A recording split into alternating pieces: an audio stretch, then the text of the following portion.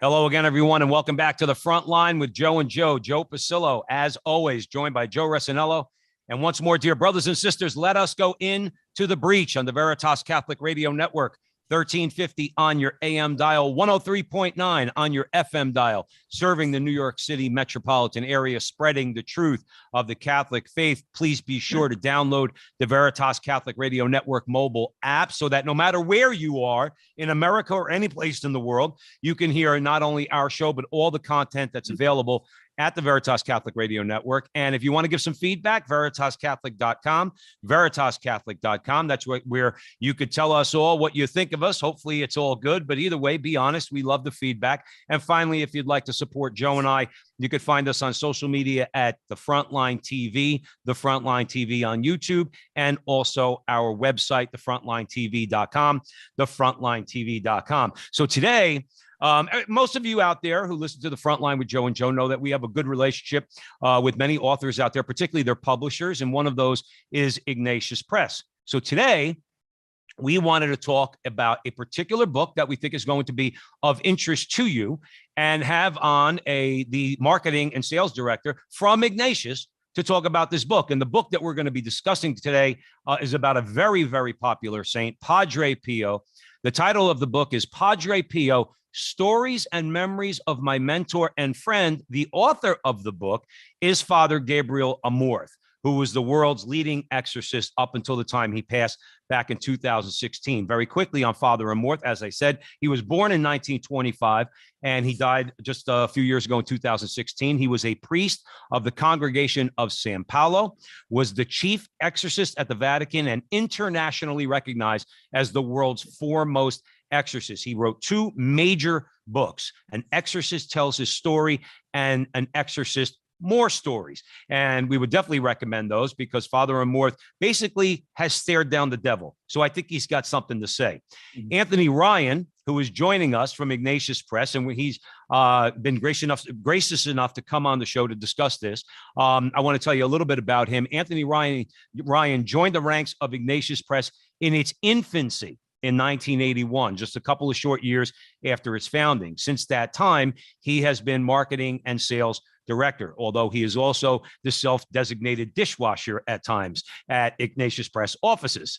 When he started, he was told there was only 1 year of guaranteed work, as the press was so new and struggling to stay afloat, as many new ventures are. At the time, book sales did not suffice to keep the doors open, and they relied on donations as well. So the situation was very tenuous, to say the least. Ryan himself grew up in St. Paul, Minnesota, one of 6 children. He attended St. Thomas Military Academy and the University of St. Thomas, both of which are in St. Paul, Minnesota. He also played hockey from grade school all the way through college. And after college, he volunteered with the Franciscan Friars of Marytown for a year before moving on to other things. Anthony Ryan, welcome to the Front Line with Joe and Joe. Hey, gentlemen, thank you. It's an honor to be here. I've heard a lot of great things about your show. So privileged to be here. And it's really a privilege to talk about the great St. Padre Pio.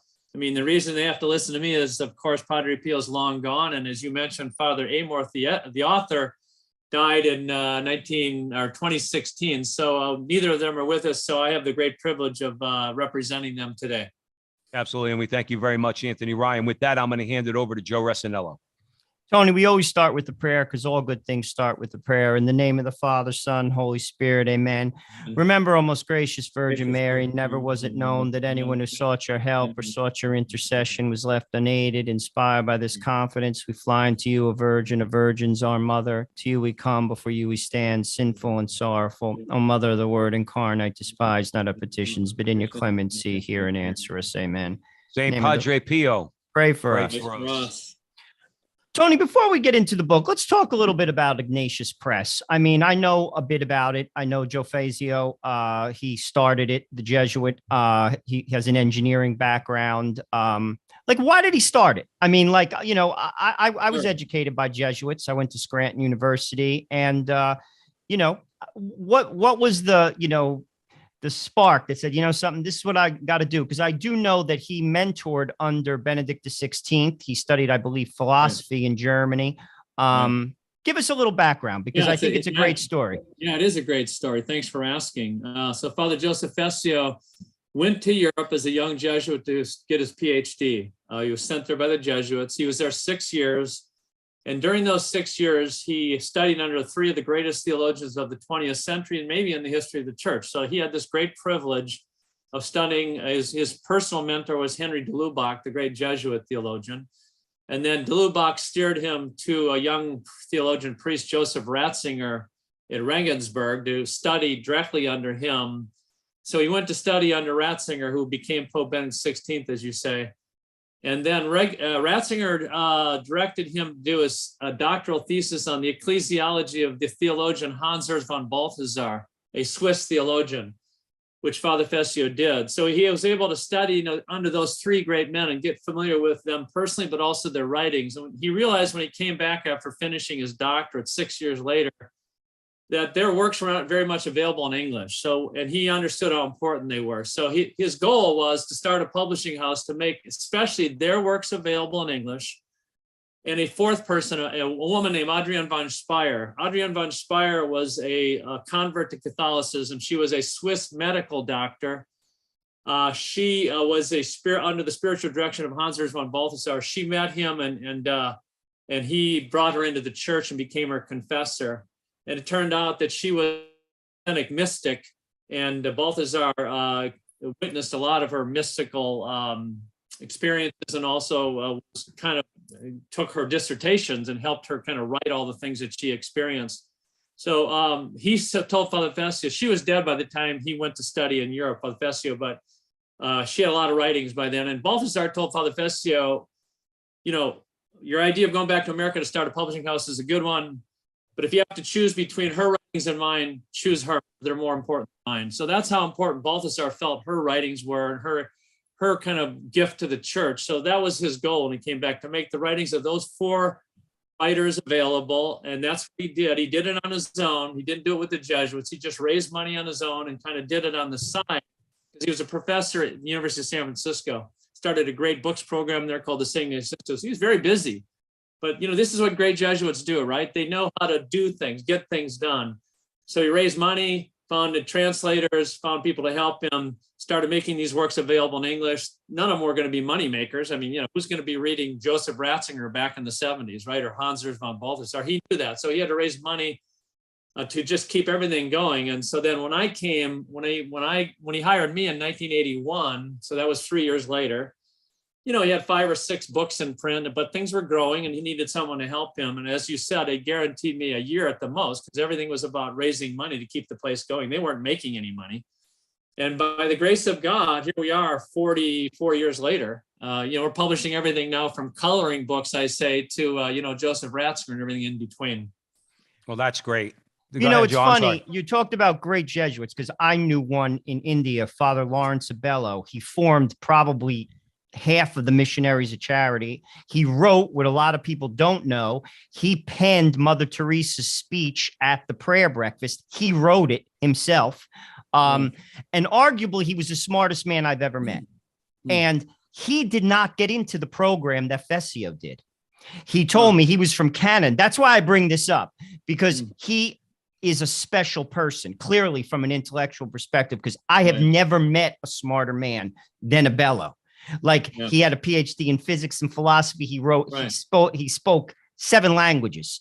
I mean, he had patents, and he didn't get into that program. So obviously God chose him to do something very special. Well, I mean, God has a purpose for everybody. Father Fessio obviously was called to do this, to come back to America and do the great work he's done, which we needed in this country so badly. But, a great Jesuit, you can't beat them. I mean, they can also be like Satan. They can either be. No, I get it. And I'm glad you said that. Terrible. They can be either great or terrible. And there's a lot of terrible ones now, but the ones who are true, I think they're the best. I mean, St. Ignatius of Loyola, what he did in founding the Jesuits, they are like the SWAT troops of the church, as we know. That's what they're supposed to be. That's why they're brilliant. They're well educated. And when they are true to their charism, they do great work for the church. And I'm glad you said that, because that is so true.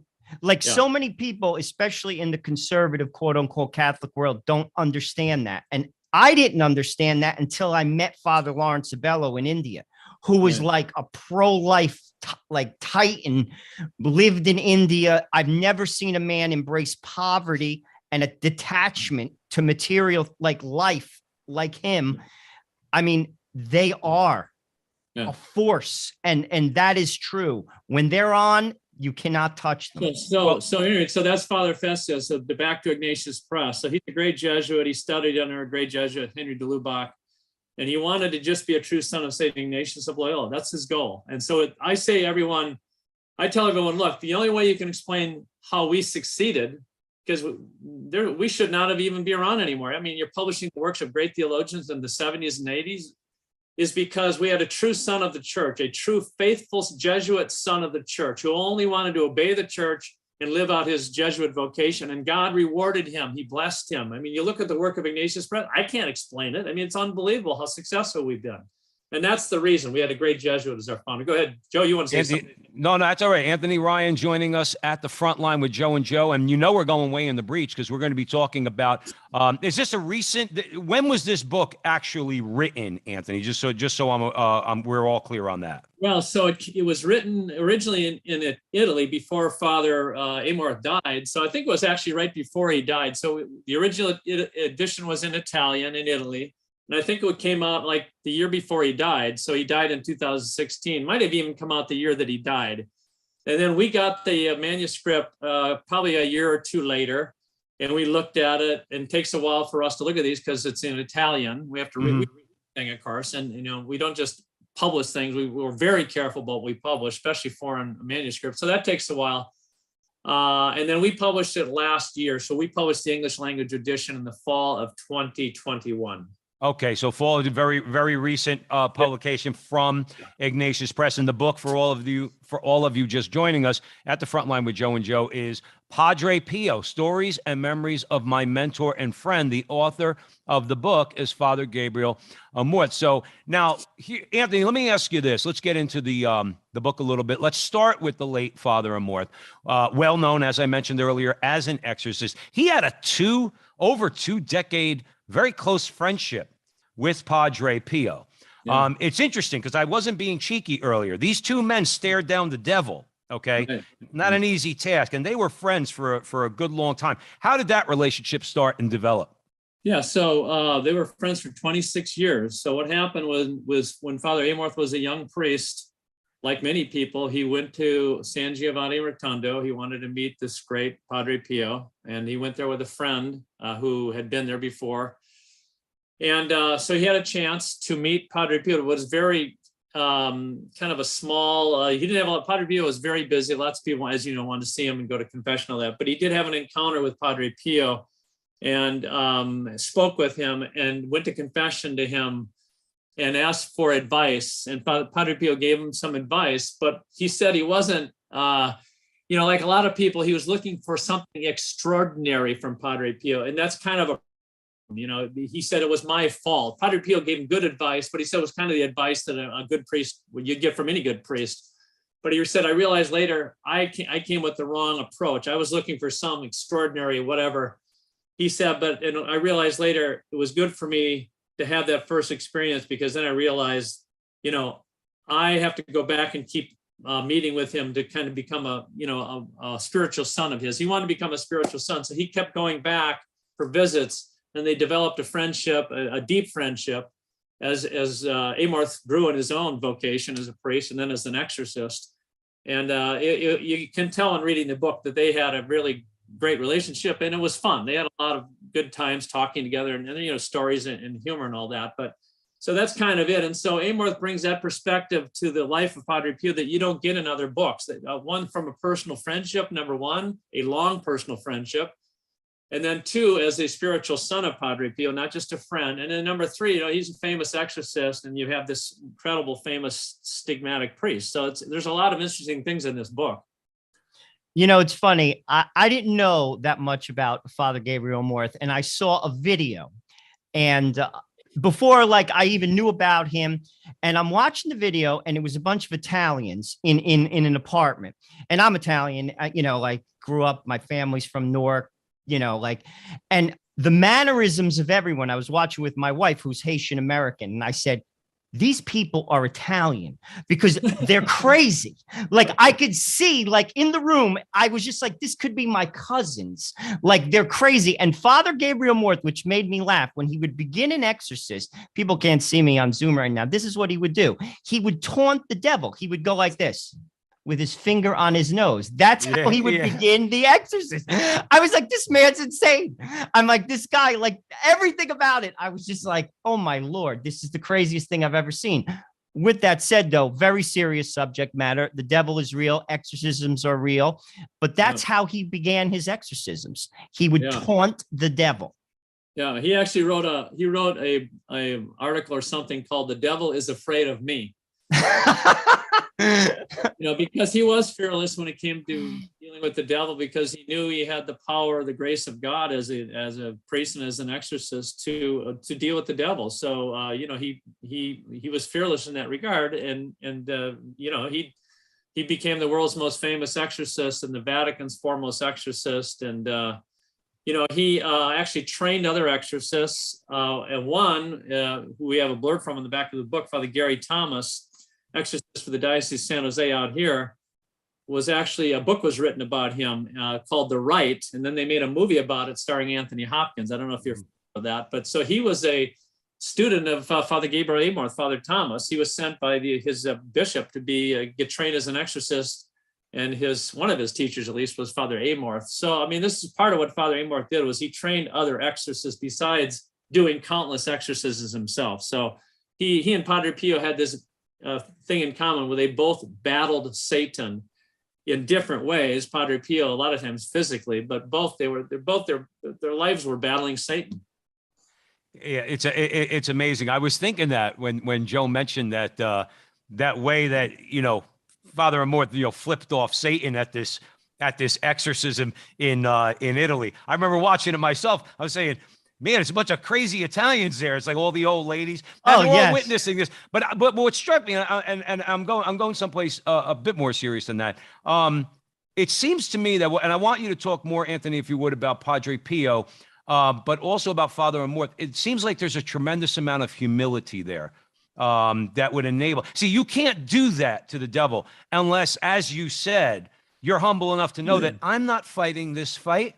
It's God fighting this fight. Talk about the necessity of humility that both these men had a tremendous amount of. Absolutely. I mean, as we know, if you're going to be a saint, you need the virtue of humility, especially. I mean, that's one of the key virtues. And when you read this book about Padre Pio, you see how humble he was. For all the gifts that he had, he was extraordinarily humble. And Father Amorth was the same way. I mean, this book is not so much about Father Amorth, so we don't learn a lot about him. But as you say, there's enough in this book. And then if you read his other books, you find out that he's a very humble man as well. Because as you say, they realized that wasn't about them, was about the gifts that God gave them, the grace that God gave them, the vocation that God gave them, the strength that God gave them to do their work, and they were both in the trenches fighting Satan. And of course you have to be humble to do that. Otherwise you're not going to last. So it's clear throughout this book that one of the great virtues of Padre Pio was his humility. It's beautiful to see it in there, because we can talk about this, Padre Pio, when you read about him at first, you're just overwhelmed by the guy, because all the gifts he had are so extraordinary that it's hard for us to relate to him as a human being. And that's the beauty of this book. And again, we can talk more about that, but Amorth brings out a lot of the human side of Padre Pio, that he was very human, and a lot of these gifts, he didn't ask for any of them. They just came to him, and he was embarrassed by them, frankly. I mean, he even asked our Lord to take away the visible stigmata. He says, it's too embarrassing. I'll keep the pain. He said, I'll keep the pain, but just take away the visible stigmata, because it's so embarrassing. I get all this attention. He didn't want the attention. It's the same with the other gifts that he had, but he used them well. And we can talk about those gifts. There's a lot of great stories about bilocation and all that, but humility was at the essence of Padre Pio for sure. Absolutely. Joe Resinello. You mentioned something before I wanted to touch upon, that like Father Gabriel Morth went to see him and he found just a normal person who gave him normal advice. And I want to touch on that and blow that out a little bit, because holiness is normal. Like I could remember, for many years before I got married, I was involved as a lay associate with the CFRs, and Father Cardinal Francis Arinze came to visit them, and was famous cardinal at the time. He's from Nigeria. People said that he could potentially been the Pope. Well, he was talking to some of the novices in the CFRs. And a lot of times when like young guys come into a religious order, they have this idea of what holiness is. And it's I'm sure you've seen it. It's almost exaggerated. Right. Like I've heard comments on this before, and Arinze addressed it. And he said, do you actually think that that's what holiness is? Walking around constantly, like with your hands like this, like through the hallways, and like, that's not what holiness is. Holiness is normal. It's actually the most natural thing a human being can be, because we're all made to be holy, whether you're a priest, whether you're married, whether you're single. Talk about that, because I think that's a very important thing that I think people think, as what do they say? Like Mother Angelica, don't miss the opportunity. It's for everybody, saintliness. Yeah, well, I mean, holiness is based on heroic virtue. That's what it is. So, Padre Pio wasn't a saint because he had all these gifts. That's not what made him a saint. That could have made him a great sinner if he was proud. But holiness is great virtue, right? That's what makes a saint. So, as you say, you look at the saints, and what the church looks for is heroic virtue. They don't look for gifts. I mean, let's take Saint Therese of Lisieux. She's always the perfect example of what you're talking about, right? You look at the life of Saint Therese on the outside, and she looked as ordinary as could be, right? She did nothing great in the eyes of the world, and even some of her nuns, she was very ordinary. And yet, she died at 24. So like people would say, wow, that was kind of a life that didn't become much. And yet, but then you find out, no, just the opposite. One great pope called her the greatest saint of modern times. That's a staggering statement. The pope that said it was the saint himself, Pius X. So to your point, holiness is something that's ordinary, that we accomplish in our daily lives by living lives of virtue. Well, Padre Pio did that to a heroic degree, but it wasn't because he had these gifts. It's because how he used the gifts that he had.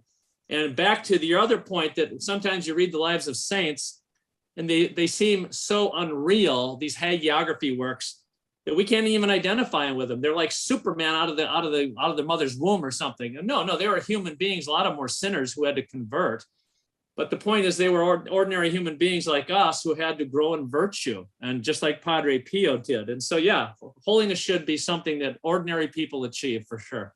Absolutely. Anthony Ryan's joining us here at the front line with Joe and Joe. We're way in the breach talking about the book is titled Padre Pio, Stories and Memories of My Mentor and Friend. The book's author is Father Gabriel Amorth, and Anthony Ryan is the marketing and sales director for Ignatius Press. I want to get back, if you don't mind, Anthony, to humor for a second, okay?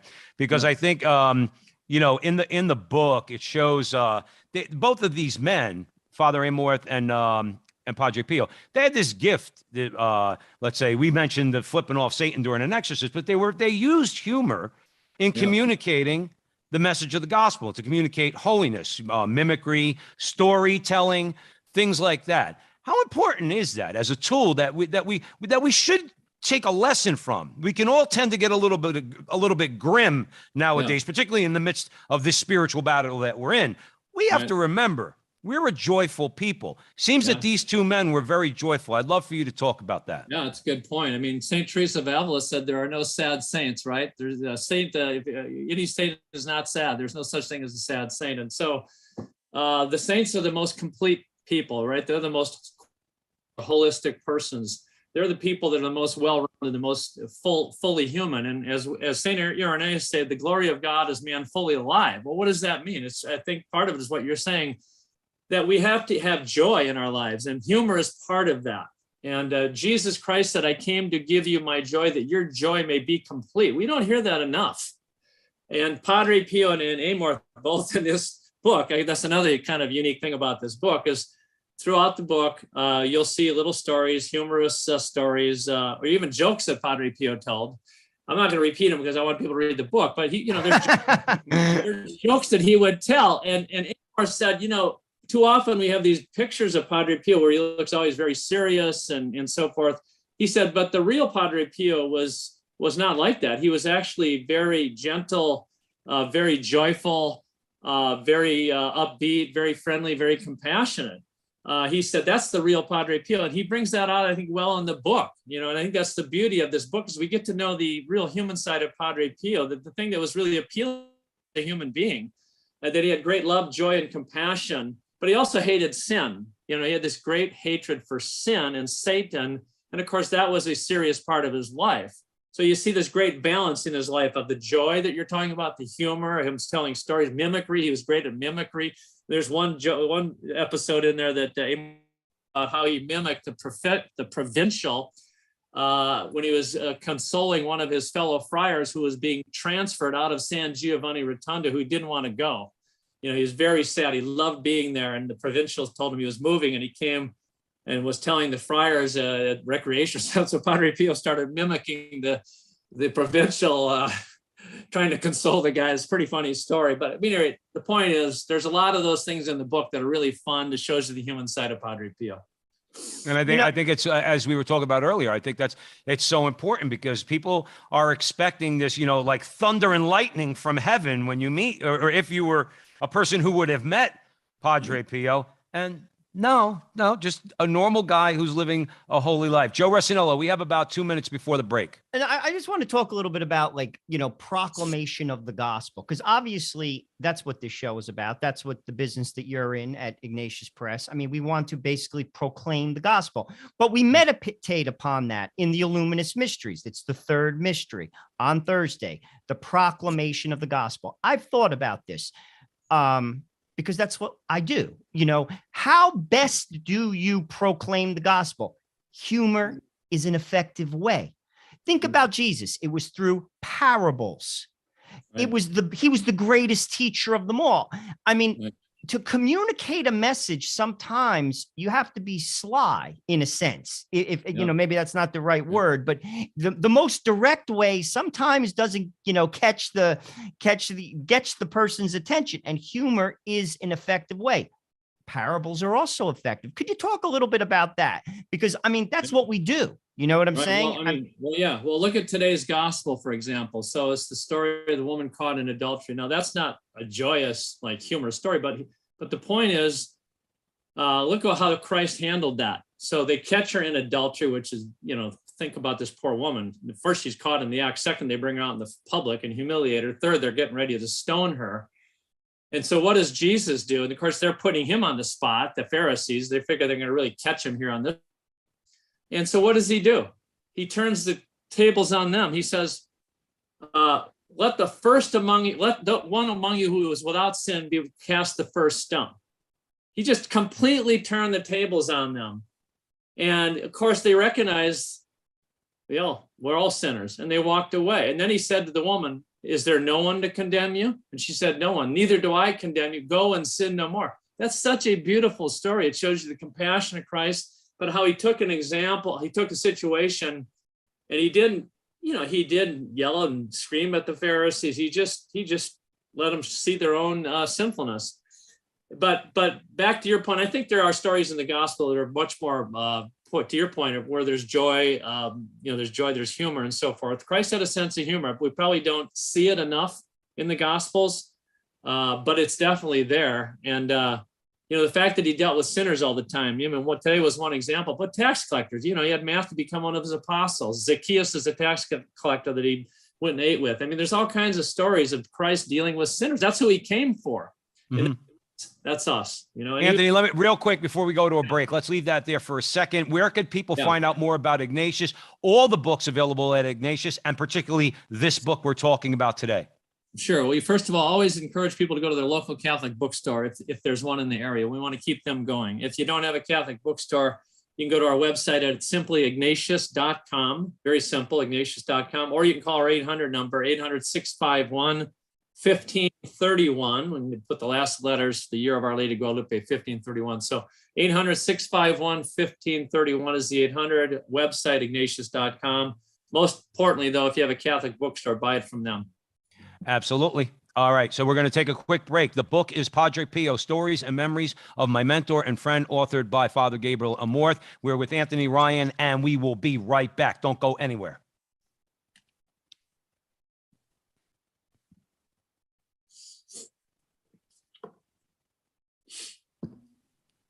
Welcome back, everyone, to the Front Line with Joe and Joe Pasillo and Joe Resinello. We are way in the breach with Anthony Ryan, the sales and marketing director for Ignatius Press. We're talking about a recent release from Ignatius, which is Padre Pio, Stories and Memories of My Mentor and Friend. The author of the book is Father Gabriel Amorth, who passed away back in 2016. So we're very happy that this book has been translated into English and published by Ignatius Press. With that, I am going to hand it over to Joe Resinello. Tony, you talked about how Father Amorth went down to see Padre Pio, almost to become like a spiritual son. So many people looked to that, way, so to speak, that journey through their faith under the guidance of Padre Pio, not just in Italy, all across the world. But as Padre Pio was attacked by Satan, and he was, I've read a number of books on his life. I've also seen movies, particularly at night in his cell, he would be physically assaulted. Did Father Amorth help him as an exorcist? Because obviously he grew in that field and that was his field of expertise. Did the tables sort of turn in the terms of the guidance and in their friendship? That's a good question. I don't remember that ever being revealed in this book about if he did give him advice as an exorcist. If it was in this book, I don't remember it being in there. And I did kind of keep my eye out for it. But he may have, unless one of you read the book and caught it that I did. But he doesn't ever explicitly talk about giving Padre Pio advice as an exorcist. Padre Pio gave advice to exorcists. He talks about that. When they came to him with certain cases, even though Padre Pio himself was not an exorcist, which is interesting. But he battled with the devil, and he would deliver people from satanic possession oftentimes. But to your question, I as far as I know, that's not revealed in the book that I know of. But I would imagine they talked about it because they were friends. Oh yeah. But to your point too, you said how Padre Pio would advise exorcists. What I have found, very holy people have insight. I've been blessed to know holy people in my life, and they understand human nature like nobody. Right. I've met all types of people in my life, sinners and saints, rich and poor. I have never met anyone like the missionaries of charity, ever. And I have never seen human understanding. People always say like, oh, what do they know? They're in a convent. They don't know it. No. They understand the human person better than anyone because they're close to God. And to your point, he probably could help an exorcist because he was so close to God. Well, as you mentioned earlier, holiness should be the ordinary state of us. So when people are holy, they have wisdom. They have wisdom. It doesn't matter if they're simple, if they're a missionary of charity, if they're a scholar. Holiness is a whole separate thing. It's a deeper wisdom than that. And so, to your point, I mean, the people could have been the simplest people, like the Curie of Ars. He was not, he struggled with school, right? He struggled with his studies, and yet, Satan said to him, he battled Satan as well, right? And Satan said to the Curie of Ars, if there were a handful of you, my reign would be over. That's what Satan told the Curie of Ars. If there were like 10 of you, I forget what the number was, my reign would be over. So the point is, holiness is what matters. Satan knows that. It's not degrees or great accomplishments or anything. It's holiness. And that's the thing that scares Satan the most, is holiness. Let's talk about the saints for a second. Okay, we're Americans. Anthony Ryan joining us here at the Front Line with Joe and Joe Pasillo, Joe Resinello. We're discussing a recent release from Ignatius Press, Padre Pio, Stories and Memories of My Mentor and Friend. The book's author is Father Gabriel Amorth. So many people out there, Anthony Ryan, everybody's looking for political messiahs. In other words, I think that's part of our problem. Now, we're political. We as Catholics need to engage in the political process, in the culture war, all of it. But talk about the need to recognize that the only thing that's truly, let's take America, for example, because America right now, I don't think how anybody can honestly say we're in very good shape, morally speaking. Okay. When are people going to get it through their heads that all the political messiahs lined up are not going to be able to change this country, and to recognize that when God does decide to act, it probably will be through these very saints that we are talking about? My larger point, Anthony, I'd love for you to comment on, remind our audience at the Veritas Catholic Radio Network the need to rely on God and pray and wait on his action if we really do care about changing our culture and our society. Yeah, absolutely. The saints are the ones that change the world, as we're talking about. As Satan told the Cariabars, a handful of saints change the world. A political leader, if they're a man of virtue and a man of faith, like my favorite president, Ronald Reagan, of course, they can make a huge impact. But it's not because they're just a good political leader. It's because they have a deep sense of goodness and virtue and faith. So we need leaders in the political and business worlds and every other place that are men of faith. But as you say, it's really the saints and anyone who's becoming a saint that changes the world. So we're all called to be saints. That's what we're supposed to be. We can be a great whatever. That's fine. You want to be a great businessman, great athlete, whatever. That's fine. Do it for God. That's all. Just do it for God and make an impact. But we need to have saints. And I've always said, the United States will be as good as the Catholic Church. Let's just be frank here. The Catholic Church has been weak for the last 50 or 60 years in this country. Let's just be honest about it. And because of that, I think the United States is weak. Now, if the Catholic Church starts to get strong again in virtue and holiness and so forth, I think the country gets stronger. To me, that's how it works in the real world. And I don't want to give too much credit to any of us because we're Catholics. No, it's the Church of Christ. And as strong as that is, then the rest of the surroundings will be strong. But because the Church of Christ in this country has not been so strong for 50 or 60 years, the country has not been strong. So that's what we need to do, to your point, is to develop saints in the church, and then the country will be stronger. Oh, I agree with you. I agree with you 100%. And I've thought about this too. How easy it is to follow what God teaches us. I break it down into 3 things. Pray the rosary every day. Go to confession regularly, something Padre Pio recommended once a month. That's what he said. Receive the Eucharist in the state of grace. Do you imagine if every Catholic in America did those 3 things? 3 simple things that take such a small amount of time, this country would change tomorrow. Right. Tomorrow. How easy is that? Yeah, I don't have time. Oh, I don't have time. You don't have time? It takes 15 minutes to pray the rosary every day. Right. You don't have time to go to confession? It takes 10 minutes. Unless you killed somebody, then it's an hour. You know what I'm saying? I mean, it's that simple. Yeah. God doesn't really ask that much of us. It's you're right. It's really is not asking that much for us to become what we're supposed to become. And you talk about the rosary. Let's talk about Padre Pio. He prayed the rosary incessantly. He prays it throughout his whole day. He would pray sometimes 5 full 15 decade rosaries in a day. Think about that. That's like Father Amor said, that's like 5 hours of praying the rosary while he was doing everything else. Well, why did he do that? Because he knew that the rosary is what he called his spiritual weapon. The rosary is a very powerful prayer. That's why when Mary appears anywhere, she asks us to pray the rosary, like to your point. And she doesn't say you have to say 15 decades a day. You can, that'd be great, but just say at least 5 a day. You can do 5. And if we just did that, to your point, and did the sacraments, we would change ourselves and we would change the world. But Padre Pio, 5 hours of the rosary every day, his spiritual weapon. To me, that is so powerful to follow that example. We have time to at least pray 1 rosary. Oh, I agree. What's funny is that Joe Rossinello is mentioning here at the front line with Joe and Joe, how in other words, if we did these things as Catholics, okay, things would change tomorrow. I couldn't agree with him more, but you know what? We're in the situation here. Anthony Ryan joining us at the front line with Joe and Joe. People say, well, wait for 2 years from now. Wait till 4 years from now. No. It's a bad, and I say this not in a judgmental way. We as Catholics need to wake up in this country. If you want things to change tomorrow, do these things. Listen to the church. And I think I agree with you. I think many people have left the Catholic Church because they think the church is too authoritarian. I think many people left the Catholic Church because they feel like the church is not convicted enough. Yeah, absolutely. Well, yeah, particularly absolutely. In America. A lot of them became Protestants because they didn't find the church to be strong enough. They didn't find the church to be demanding enough.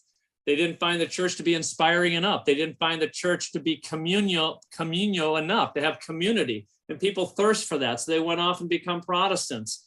And I can't blame them because it's not all their fault. They're right. The local church might have been not very good. And they found the local Protestant church to have many more good things going on. I see that sometimes here in Napa Valley Or there's some Protestant churches that we actually work with that are very fired up. They're very zealous, right? And I love these people, and we work together in the pro-life battle. I could see how that would be appealing if some Catholics come from a church where there's not much inspiration and there's not much conviction. And so again, it's back to how strong is the church. That's how strong this country will be. And we are the church. So it's you and me. I'm not talking about the bishop. I'm not talking about just the priest. I'm talking about you and me. We need to make the change in our own lives, and then we can impact those that are around us. Oh, I'm going to hand this over to Joe Resinello, but I would say, Anthony Ryan, I would say that that's spot on. Why should if I am known as a Catholic man in any, whether I'm at work or amongst new friends, I now live in Scottsdale, so I'm making friends and stuff like that. If I'm a Catholic man, how could I expect anybody to want to come into the church if they look at my life and I'm living like a functional atheist? Can I tell you a quick story about Padre? Please tell a story. In the book, just on this topic. So Father Amor says he met a young guy who had decided that he was going to change and convert and really become a serious Catholic and be a good witness wherever he went. And one of the things he would do is he would always make the sign of the cross whenever he went by a Catholic church. Didn't matter who he was with, where he was. And he was a young guy, so to him that was kind of a big deal. He would always make the sign of the cross very clearly when he was going by a church. So one day he's with his buddies, young guys, and they're all, typical young guys. They're walking by a Catholic church, and the kid has this dilemma. Oh, gee, should I make the sign of the cross or not? Well, by the time he decides whether he's going to or not, they're already past the church, and he hears a voice in his ear, very loud, "Coward!" And it's the voice of Padre Pio. He had become a spiritual son of Padre Pio, not a real serious one yet, but I think his mother made him one or something. So when he went to San Giovanni Rotondo, and he said, "Padre, I think I heard you. Was that your voice you heard?" He says, "Yeah, that was my voice you heard. And next time you're going to get a slap." Oh my Lord. That would scare the heck out of me. I'll tell you that. Yeah, I wouldn't want to get slapped by Padre Pio, especially since, there are stories out there that we've heard about him. But Anthony Ryan's joining us at the front line with Joe, and we're discussing a recent publication by Ignatius Press, Padre Pio, Stories and Memories of My Mentor and Friend, written by Father Gabriel Amorth. Anthony Ryan himself is the marketing and sales director of Ignatius Press. So, Joe Resinello, where do you want to go? Well, let's talk about confession, because when you talk about Padre Pio, obviously you got to talk about the confessional. The man lived in the confessional. And it's funny, I went to confession yesterday. We're approaching Easter with my wife, with 3 of my kids. And it's funny, I confessed it in confession. I was complaining because there's one priest and the line was long. And I was, and I said, I got 3 kids, and it wasn't exactly a pleasant wait, and they're young. But my point is, we have to bring confession back. Padre Pio and the saints show us the way. You see, we got to look at the saints. Look what he did. He was in the confessional. We need to go to confession as a people. Talk about what he did in the confessional, and also how should basically the church of 2022 translate that message from this great saint. Yeah, absolutely. I mean, I think the church should make confession appealing. It should be something that's appealing to people. Here you get a chance to go in, unburden yourself of all of your sins and mistakes, have God forgive them, and start anew. Who doesn't want that? It's such a gift. I just think people just don't appreciate the gift that it is, and it should not be hard to do. It should be something we look forward to doing. So for Padre Pio, that, when you read his life, obviously that was the core of his life, was the confessional. He would spend some days up to 16 hours in the confessional. So that's where he did his greatest work. I mean, yeah, he performed miracles and he bilocated and all that, and that's all important. But by his own words, his life really was the confessional, and he would accomplish great miracles in the confessional with people's souls and conversions. And then some people, and he could read souls when he had to. He had the gift of reading souls. So he would actually know when people were not truly repentant and they were not confessing all their sins. And sometimes he would refuse absolution, as the book talks about, for their greater good, not to be mean, but for their greater good. So confession was everything to Padre Pio, to help people amend their lives and become holy, as we were talking about. And so it should be the same for all of us. It should be the same for our parish priest. make confession available. Come on, make it available. But that's the problem in a lot of parishes. It's not very available. You go between 3:30 and 4:15 on a Saturday or something. It's crazy. And my priest, he makes it available every day, and then he's always available hear your confession. That's the way it should be for priests. That's the way it was for Padre Pio. I mean, confession was everything for him.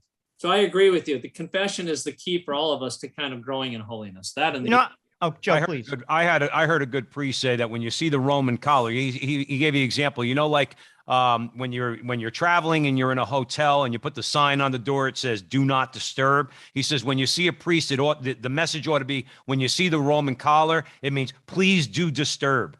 You know, I love that message. Again, I heard someone else who's pretty widely known in the Catholic blogosphere out here say, you're coming into the Catholic Church, you're thinking about it, the parish you choose is the one who has confession, or look at the confession schedule. Right. And by the way, just to put a finer point on it, and then I'm going to hand it back to Joe. Remember, because there's a lot of tension right now, unfortunately, between those who attend traditional Latin Mass, those who attend Novus Ordo. I'll tell you this: the parish that Joe is in Lyndhurst, in New Jersey, okay, before I moved, that was Novus Ordo. They had confession before every Mass and into the Mass. And I go to Latin Mass down here now at the FSSP in Phoenix, and they have confessions, you know, all day, like before Mass and everything else. My point is, those are the parishes that we have to look to. Because if you're emphasizing, everything is always emphasizing Christ's mercy, Anthony Ryan, okay? But we have to send the message out there. We need to avail ourselves of that mercy and not be afraid to go and give our sins to Christ. Yeah, well, good point. Yeah, and that's how you do it, through the confession. And whether it's a Latin parish or a Novus Ordo parish, it shouldn't really matter, as you say. Any good priest should make confession the core of his life, just like Padre Pio did, just like the Curie of ours. I mean, and we know holy priests that do that, right? I know holy priests. Our pastor does that. He does that. He'll hear your confession in the parking lot. Okay, you're walking and you're in a hurry. He'll just say, "Yeah, let's hear it right here." And that's the way it should be with a priest. Please do disturb me. That's why I'm here. You know, I want to talk about this aspect of Padre Pio because you mentioned it. It triggered it in my head how he loved to go to the confessional. Padre Pio couldn't say a Mass publicly for 10 years. And the thing I honestly, of all the things about him that I admire most about him, is he, under obedience, accepted it, and he was innocent. You see, that's a man who trusts in God. You see, people don't do that. Right. I need my vindication now. No. He said, fine. And in 10 years, God answered him. And a nun told me that once, a very holy nun, when John Carapi, Father John Carapi, got into trouble. And I was talking to her about it, and she said he should not open his mouth because God will defend him. Talk about that aspect of Padre Pio, because to be honest with you, we don't see that. That's brought out, actually brought out in this book quite well by Amorth. Amorth does not criticize too much church authorities. I mean, he's somewhat critical, but he does say that, you know, Padre Pio was a son of the church, so he was very obedient. He would never criticize the authorities himself, Padre Pio. He was very obedient. And Amorth said for all the unjust punishment that he took from the church, and he took it repeatedly. Oh my gosh. I mean, this little book alone points it out, how much he was unjustly punished. He never complained. He accepted it. He said, the will of God, I obey. I'm an obedient son of the church. And amidst all of that, Amorth said he had a spirit of serenity. He wasn't anxious. He wasn't uptight. He was not angry. He was obedient. And so the will of God, he found in obedience to the church. That should be true for all of us, to legitimate authority in the church. And that's what Padre Pio was. And he took severe unjust punishment from the church. But again, always obedient, never saying that he was right, never taking down the church. He never did that. That's something to be admired in our current time, because I'll tell you what, Anthony Ryan, joining us at the front line with Joe and Joe, there's many people out there that intellectually and the things they say theologically also I agree with, but I don't agree with the continual bashing. We could do that if we wanted to we could do that all day. Okay. There's enough out there to bash. In fact, I would dare say, if you go back through the history of the church, in every period of time, you could have a field day on some of the men who have been in the leadership. That's nothing new. And I don't see much charity in that.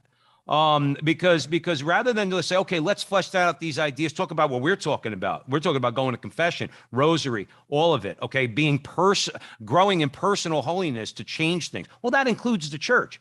If you want to change things within the church, then you ought to be. Don't complain about it. In other words, ad nauseum. All right, because that's not really going to do much. You'll score a few points. But we need to raise our consciousness to understand that by living a life of personal holiness, availing ourselves of the sacrament, doing what Padre Pio did, which is pray the rosary every day. Okay, not 5 hours, but pray the rosary every day, that we will affect that change. But I wanted to make that comment, but there's a couple of things that we definitely want to get to before the end of the show. Okay. People don't necessarily, I think you'll agree with this, nowadays, I mean, there's a lot of nuns, and I don't mean N-U-N-S out there, N-O-N-E-S, all right? And a lot of them, unfortunately, are Catholic, ex-Catholics, okay? Yeah. Fallen away Catholics.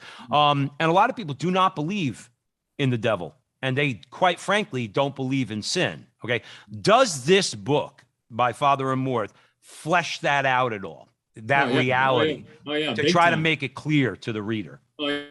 I mean, you can't read a life of Padre Pio and not have the devil, the reality of the devil be front and center. And this book is certainly an example of that. And of course, Amorth being an exorcist would not miss that as well. So yeah, I mean, Padre Pio, one of his mission, I mean, Amorth talks about when Padre Pio was young, this is what's really intriguing. He had this vision of Christ, took him out in a field, and there was this big giant, this scary looking giant. And Christ said, I want you to go out and fight that guy. And of course, he was terrified. It was like David against Goliath, and he didn't want to do it.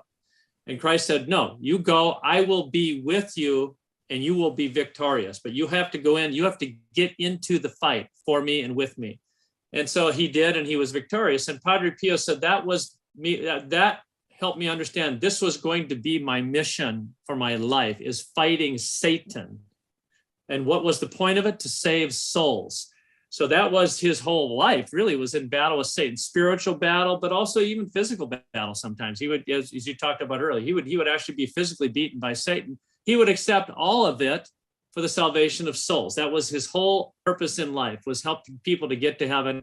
But it was about battling Satan.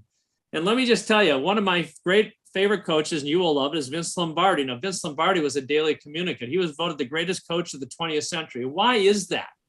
Well, part of it was because he transformed the Packers and all these victories. But no, the deep Vince Lombardi because he was a daily communicant. Here's what he used to tell people when he give public speeches. Right now, we are engaged in a battle that is far more fiercely contested than any football game. It is a battle for the hearts, the minds, and the souls of all of us. This is a battle which will test all of our stamina, all of our courage, and all of our strength. Unless we are physically ready, mentally ready, and most of all, spiritually ready, we may not win this big one. So even someone like Lombardi understood that the battle of life is about getting to heaven, and it's a much more fierce battle than a football game. I want to blow that out. I'm so happy. Real quick, Joe. I'm so happy you said that. By the way, you mentioned earlier about Jesuits. Jesuit educated. Fordham University, Vince Lombardi. Go ahead, Joe Resinello. We have a few minutes left. I saw a documentary on his life, and he was the altar boy every morning. And one of his football players was in church, and he's like, this guy does everything. I walk into the church, and he's like the altar boy for the priest in Green Bay. Right. Well, and he used to read himself to sleep at night with Thomas Aquinas in the original Latin when he was a head coach for the Packers. One guy said that alone put him out of the ordinary coaches are concerned. You know what's funny is Jerry Eisenberg, who wrote for years for the Star Ledger. He said of Vince Lombardi when he gave a great he had given a particularly notable speech. I think it was before the game against the Dallas Cowboys, the Ice Bowl. The Ice Bowl. And Jerry Eisenberg said, he goes, and Vince Lombardi got up there. He didn't talk about football. He gave these guys a speech on love. Yeah. Christian love. Now, Jerry Eisenberg's a Jew, and he's saying, Christian love. He goes, and those guys went out and they won the game. He goes, but that's the way Lombardi was. He preached the gospel message. Well, you know, we could all show on Lombardi. I mean, Lombardi, what Bart Starr said about Lombardi was, sure, he was a great football coach, but what he was even better was a teacher about life. So he taught us about life. He taught us about love. He used the word love a lot. And he molded us as a family. And along the way, we became a great football team. But he said what Lombardi did is he molded us as persons And then we learned to become great football players. So, and why is that? Because he was a devout Catholic. That's why. That's right. That's You right. know, Joe I Resinello. want to talk. How much We have time we about got? we have about 3 minutes or so, Joe. The devil is real. And I say that because people could hear the three of us on the radio driving down some highway in Connecticut and be like, these three guys are crazy. The devil is real and evil is real. And I believe, and I'd like your comments on it, the devil attacked Padre Pio because he was a force of nature, because he allowed God to work through his life. That humbles me sometimes, because the devil doesn't attack me. Sometimes when I think I'm doing so good, he doesn't attack me because he's not afraid of me. I have a long way to go. He was afraid of him. Talk about that in a sense, because he really allowed God to work through his life. And as a result, the devil's like, I got to put a stop to this man. Yeah. Well, I mean, all of what you said is true, but even Padre Pio would say, and Amorth mentioned his book, that the devil battles all of us. We don't necessarily do physical battles like he did, but the devil works on all of us, tempting us to sin, tempting us to do evil, and tempting us not to believe he exists, like you said. So the devil is at war with all of us. It's like Lombardi said. We don't have the kind of encounters that are so dramatic like Padre Pio or even Amorth, but you think about all the temptations you face in a day. Satan is behind those, of course. He's the father of lies. And so we do encounter Satan in our own lives, whether we realize it or not. But as you say, a lot of people will not admit that he's real. But, again, if you go back to scripture, there's no doubt that Christ talks about Satan being real, and he himself battled Satan. He did actually, he delivered people from possession, all that. So Satan is real, and the saints have taught it, the church has taught it. And we better believe it, otherwise our souls are at stake. But we all do face battles with the devil every day. Sounds like a quick statement. Anthony Ryan joining us at the front line with Joe and Joe, but it's a good place to sum up. One of the most famous quotes from Padre Pio was, "Pray, hope, and don't worry." In about a minute, try to sum up what he meant by that, just beyond the couple of words. Well, I mean, that's kind of the core of the spiritual life, isn't it? I mean, that's, it's pray, hope, and then don't worry. That means that you pray hard, and then you this whole aspect of trust. Do we really believe? Pray. Do we really believe that God's going to take care of us? And that's what Padre Pio was saying. So then don't worry. Show that you trust in God by not worrying. If you trust in God, then you're not supposed to worry, right? And of course, I have to correct myself all the time of, do I really believe in God? Then why am I worrying about this? Why am I anxious? And Therese of Lisieux was great in that. I love to go back to her because her little way was all about trust, right? Love, humility, and trust. Those were the three cores of her little way. Love, and same as Padre Pio, love, humility. If we could just work on love, humility, and trust, we could become great saints like Therese of Lisieux. Anthony Ryan, that's a great place to end it. One more time, Anthony Ryan. The title of the book is Padre Pio, Stories and Memories of My Mentor and Friend. The author is Father Gabriel Amorth, which this was recently translated from Italian into English and recently released. Anthony Ryan, where could folks find the book and support Ignatius Press? Thank you. Again, local Catholic bookstore. If you have one, ask them to bring it in. If they don't have it, if you don't have one, come to our website, ignatius.com. Very simple. Ignatius, IGNATIUS.com, or our 800 number, 800-651-1531. Those are the best ways to get our books, and we appreciate your coming. We have other books and films on Padre Pio as well. Let me just mention, we have a great movie on him starring Sergi Castellito, Padre Pio, Miracle Man. I recommend that film. So great. And then we have a book called Padre Pio Under Investigation, The Secret Vatican Files, which a lot about the investigations they did on Padre Pio, which is great. But we got a lot of other stuff, but the one today is really great. The book that we're talking about by Amorth. Anthony Ryan, thank you so much. This conversation has been inspirational and educational. A lot of information out there, so we really appreciate you coming on the show. You're welcome on the front line with Joe and Joe anytime, our friend. Thank you very much. Well, it's a privilege to be here. I'd love to come back sometime. You're welcome, Anthony Ryan. And thank you all out there for joining us on the Veritas Catholic Radio Network. 1350 on your AM dial, 103.9 on your FM dial, spreading the truth of the Catholic faith to the New York City metropolitan area. Please be sure to download the Veritas Catholic Radio Network mobile app so that you can have access to all of our station's content. And please support Joe and I wherever you find us on social media, the Frontline TV on YouTube, and our website, thefrontlinetv.com, thefrontlinetv.com. FRONTLINE.com. And remember, until the next time, that our conversation is your conversation, and that conversation is going on everywhere.